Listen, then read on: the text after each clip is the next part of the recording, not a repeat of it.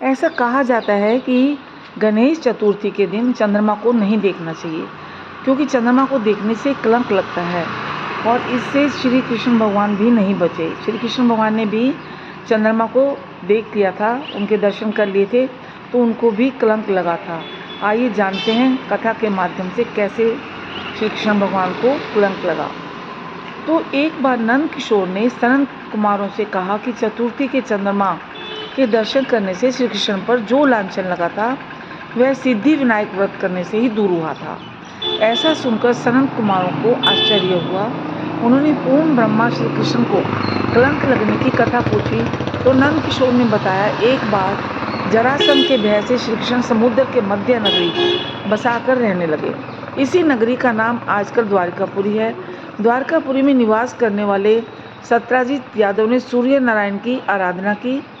तब भगवान सूर्य ने उसे नित्य 8 भार सोना देने वाली स्यमंतक नामक मणि अपने गले से उतार कर दे दी।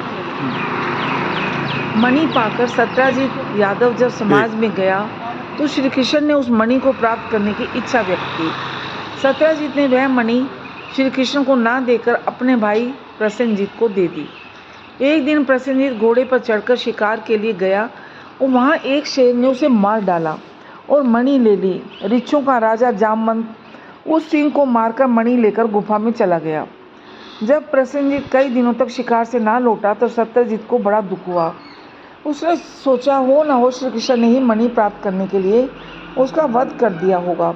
अतः बिना किसी प्रकार की जानकारी जुटाए उसने प्रचार कर दिया कि श्री कृष्ण ने मणि को चुराया है, प्रसेनजीत को मारकर मणि छीन ली है। इस लोक निंदा के निवारण के लिए श्री कृष्ण बहुत से लोगों के साथ प्रसेनजीत को ढूंढने वन में गए। वहाँ पर प्रसेनजीत को शेर द्वारा मारा डालना और शेर को रीछ द्वारा मारने के चिन्ह उन्हें मिल गए। रीछ के पैरों की खोज करते करते वे जामवंत की गुफा पर पहुँचे और गुफा के भीतर चले गए। वहाँ उन्होंने देखा कि जामवंत की पुत्री उस मणि से खेल रही है। श्री कृष्ण को देखते ही जामवंत युद्ध के लिए तैयार हो गया। युद्ध छिड़ गया। गुफा के बाहर श्री कृष्ण के साथियों ने उनकी 7 दिन तक प्रतीक्षा की। फिर वे लोग उनका वध को जानकर पश्चाताप करते हुए द्वारकापुरी लौट गए। उन्होंने सोचा कि श्री कृष्ण का वध हो गया है।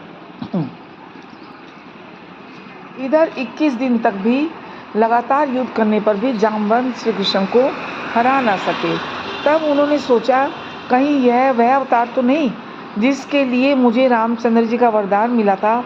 यह पुष्टि होने पर उसने अपनी कन्या का विवाह श्री कृष्ण भगवान के साथ कर दिया और मणि दहेज में दे दी। श्री कृष्ण जब मणि लेकर वापस आए तो सत्राजित अपने किए पर बहुत लज्जित हुआ और इस लज्जा से मुक्त होने के लिए उसने भी अपनी पुत्री का विवाह श्री कृष्ण के साथ कर दिया। अब कुछ समय के बाद श्री कृष्ण किसी काम से इंद्रप्रस्थ चले गए।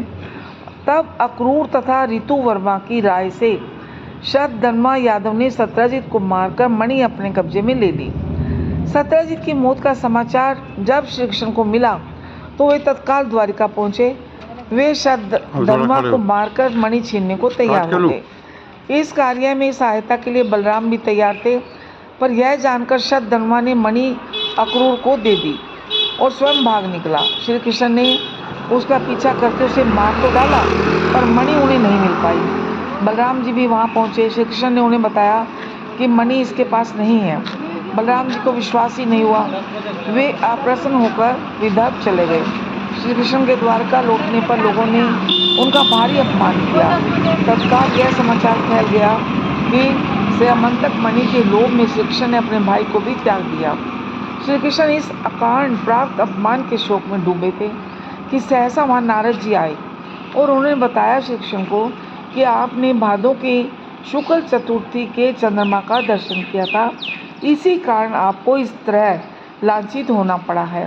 श्री कृष्ण ने पूछा, चौथ के चंद्रमा को ऐसा क्या हो गया है जिसके कारण उसके दर्शन मात्र से मनुष्य कलंकित होता है। तब नारद जी बोले, एक बार ब्रह्मा जी ने चतुर्थी के दिन गणेश जी का व्रत किया था। गणेश जी ने प्रकट होकर वर मांगने को कहा तो उन्होंने मांगा कि मुझे सृष्टि की रचना करने का मोह ना हो। गणेश जी जो ही तथास्तु कहकर चलने लगे, उनके विचित्र व्यक्तित्व को देखकर चंद्रमा ने उपहास किया। इस पर गणेश जी ने रुष्ट होकर चंद्रमा को शाप दिया कि आज से कोई भी तुम्हारा मुख नहीं देखना चाहेगा। शाप देकर गणेश जी अपने लोक चले गए और चंद्रमा मानसरोवर की कुमुदनियों में जा छिपा। चंद्रमा के बिना प्राणियों को बड़ा कष्ट हुआ। अब उनके कष्ट को देखकर ब्रह्मा जी की आज्ञा से सारे देवताओं के व्रत से प्रसन्न होकर गणेश जी ने वरदान दिया कि अब चंद्रमा शाप से मुक्त तो हो जाएगा, पर भाद्रपद शुक्ल चतुर्थी को जो भी चंद्रमा के दर्शन करेगा उसे चोरी आदि का झूठा लांछन जरूर लगेगा, किंतु जो मनुष्य प्रत्येक द्वितीया को दर्शन करता रहेगा वह इस लांछन से बच जाएगा। ये और इस चतुर्थी को सिद्धि विनायक व्रत करने से सारे दोष छूट जाएंगे। यह सुनकर देवता अपने अपने स्थान को चले गए। इस प्रकार भादों की शुक्ल चतुर्थी को चंद्रमा का दर्शन करने से आपको यह कलंक लगा है। तब श्री कृष्ण ने कलंक से मुक्त होने के लिए यही व्रत किया था। कुरुक्षेत्र के युद्ध में युधिष्ठिर ने भगवान श्री कृष्ण से पूछा, भगवान, मनुष्य की मनोकामना सिद्धि का कौन सा उपाय है? किस प्रकार मनुष्य धन, पुत्र, सौभाग्य तथा विजय प्राप्त कर सकता है?